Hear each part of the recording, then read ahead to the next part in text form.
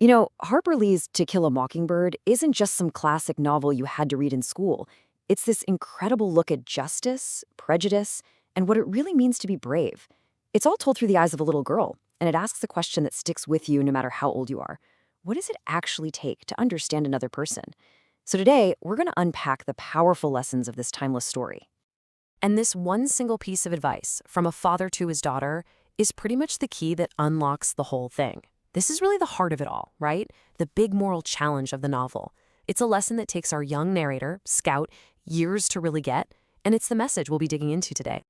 So we're going to follow Scout Finch on her journey from total innocence to some really tough experience, and we'll break it all down into these 6 parts. All right, so let's set the scene. Our story kicks off in the sleepy, Depression-era town of Maycomb, Alabama, a place with its own set of unwritten rules, deep traditions, and those long, hot summers where nothing seems to happen. So through Scout's eyes, we get to meet her family, and they are really the moral center of this whole story. You've got Scout, a feisty tomboy who's been reading her whole life. There's her big brother, Jem, who's always looking out for her. Their dad is Atticus, a lawyer with this quiet, unshakable integrity. And then there's Calpurnia, the family cook, who's kind of like a bridge for the kids between the black and white worlds of Maycomb. And, those long, lazy summers get a jolt of excitement when a new friend named Dill shows up. This kid, Dill, he's got this huge imagination and a real flair for the dramatic, and he gets the Finch kids obsessed with the dark, quiet house right next door.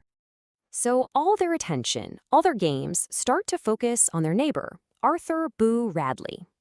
No one's seen this guy in years, so he's basically a local ghost story. In their minds, he's not a real person, he's this phantom they have to see. And this curiosity, it just kind of snowballs. They dare each other to touch the house, they make up a whole play about his life, they even try to pass him a note with a fishing pole. But things get really real the day Scout rolls into the Radley yard in a tire. As she's lying there, she hears something from inside the house, this low, quiet laugh. And that's the first clue that their mystery man is real, and he is definitely watching them. Okay, so we're moving on from these childhood games because pretty soon the real world starts to creep in, and it forces Scout to deal with things she just doesn't understand. Yeah, Scout's first day of school, it's a total disaster. Her teacher is new to town and doesn't get how Maycomb works. First, Scout gets in trouble for knowing how to read. Then she gets in trouble for trying to explain why a classmate, Walter Cunningham, won't take money for lunch. She basically slams right into a world that doesn't get the unwritten rules of her town. So that night, Atticus has to break it down for her. He explains that if you want to understand Maycomb, you have to understand the families. You've got families like the Cunninghams, they're poor, but they're proud, and they never take anything they can't pay back. And then you've got the Ewells, who are just seen as the disgrace of the town.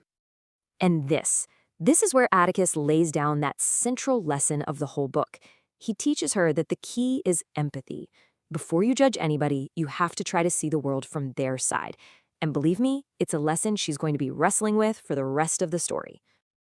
And that lesson about empathy, well, it's about to get the ultimate test.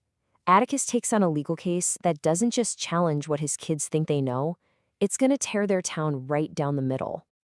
So Atticus, who's a really respected lawyer, agrees to defend this man, Tom Robinson. Now, you gotta remember, this is the Deep South in the 1930s. For a white lawyer to seriously defend a black man accused of this crime, it's a huge, dangerous deal.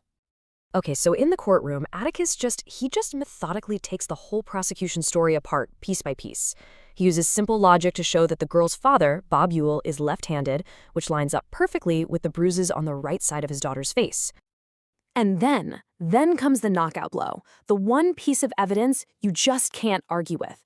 When Tom Robinson stands up, everyone can see that his left arm is completely useless. It was mangled in an accident years ago. It was physically impossible for him to have done what he was accused of. The facts are obvious, but this case was never really about the facts. It's about the brutal, unwritten rules of race in the Jim Crow South.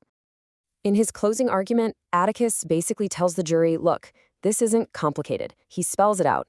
A lonely young woman broke a huge social taboo by making a move on a black man. When her father caught her, he beat her. And to cover up their own shame, they blamed Tom Robinson. So the kids, they're waiting for hours for this verdict. As the jury finally comes back, Scout, she's watching from up in the balcony, and she notices this chilling little detail, something she just knows in her gut.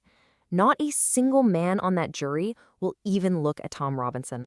Even with all that evidence, all the proof that he's innocent, the verdict comes down.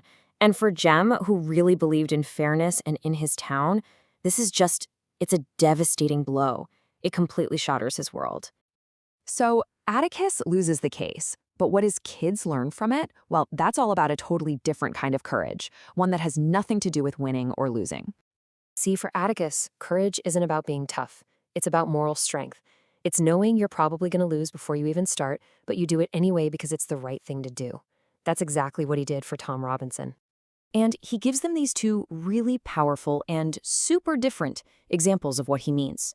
First, when he has to shoot a rabid dog, and his kids find out he used to be the best shot in the entire county. The other is Mrs. Dubose, a woman they couldn't stand because she was always yelling racist things at them, who battles a morphine addiction just so she can die free. So the message he's sending his kids is crystal clear. Real courage isn't about holding a gun or winning a fight. It's about fighting your own battles, sticking to your principles, and seeing things through no matter what. All right, so the trial is over, but things get violent and terrifying. Bob Ewell, remember him? He feels like Atticus made a fool out of him in court, and he is out for revenge.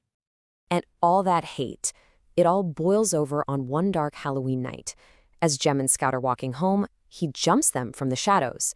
Jem's arm gets broken, it's a whole struggle. But then, out of nowhere, another man steps in and saves them. When the sheriff shows up, Bob Ewell is dead. And back in Jem's bedroom, Scout finally lays eyes on the person who saved them. And it's him, the ghost from their childhood games, Arthur Boo Radley. He came out of his house when he heard them scream. Now, Atticus thinks Jem must have done it, in self-defense. But the sheriff, Heck Tate, he knows what really happened. It was Boo. So he decides to say Ewell fell on his own knife to protect Boo from the spotlight. And right then, it all clicks for Scout. She understands that dragging Boo into this would be like killing a mockingbird. And that right there brings us to the powerful conclusion of this whole story. Everything, the trial, the attack, Boo's rescue, it all comes together and finally makes sense for Scout. Remember way back in the beginning, Atticus told the kids it's a sin to kill a mockingbird? Well, that becomes the big central metaphor of the whole book, this idea of pure, harmless innocence being destroyed by evil. So by the end, it's pretty clear who the mockingbirds are, right? There's Tom Robinson, this good, innocent man just destroyed by racism, and then there's Boo Radley, this gentle soul who was almost ruined by rumors and cruelty, but who, in the end, is saved by empathy. So after Scout walks Boo home, she just stands on his porch for a minute, looking out at her neighborhood. And from his perspective, she sees the last few years the way he must have seen them, watching over his children. And in that moment, she finally does it. She climbs into his skin and walks around in it. So, what's the big lesson here? At the end of the day, what are we supposed to take away from this whole journey? Well, it's this. As Atticus is tucking her into bed that night, Scout realizes that the scary character in a book she was reading was actually nice all along, just like Boo. And what Atticus says next, that's the final, lasting lesson of the whole book. That even though there is hate and terrible injustice in the world, people are mostly good. And that empathy, really seeing other people for who they are, that's our best weapon against the darkness.